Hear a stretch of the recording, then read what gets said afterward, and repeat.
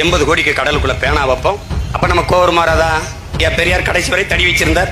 ஐயா பெரியாருடைய தடியை நடுக்கடலுக்குள்ள வைப்போம். 500 அடியில கூட வைப்போம். மூத்திர சட்டியை கையில தூக்கிட்டு சுமந்துக்கிட்டு பேசிட்டு இருந்தாரு. மக்களுக்காக தான். ஒரு மூத்திர சட்டியும் பக்கத்துல தொங்க விடுவோம். வேறங்கிற அண்ணா அவர்கள் மூக்குப்பொடி போட்டாங்க. டப்பா உள்ள இருக்கும். ஆனா கையில இங்க தடை வச்சுக்கிட்டு பேசும்போதே அப்படி இழுத்துட்டு பேசினாருன்னு சொல்லுவாங்க.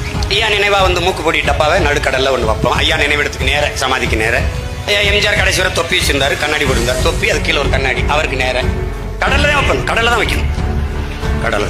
அப்புறம் அம்மையார் ஜெயலலிதா அவங்க நடிக்கும் போது மேக்கப் ஒப்பனை பெட்டி வச்சிருந்தாங்க. அம்மா நினைவா அங்க நடுக்கடல்ல வைப்போம். அப்படியே வைங்க, வச்சுக்கிட்டே வாங்க.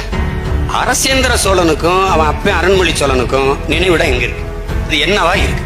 இந்த மண்ணின் மக்களின் மானம் கப்பல் ஏறிடக்கூடாதுங்கிறதுக்காக சொந்த சொத்தை வித்துட்டு கப்பல் ஓட்டி என் தாத்தா வாவு சிதம்பரனாருக்கு நினைவிடம் எங்க இருக்கு? சிலை எங்க இருக்கு? 80 கோடிக்கு கடலுக்குள்ள பேனா வைப்போம். அப்ப நம்ம கோவர் மாறாதா?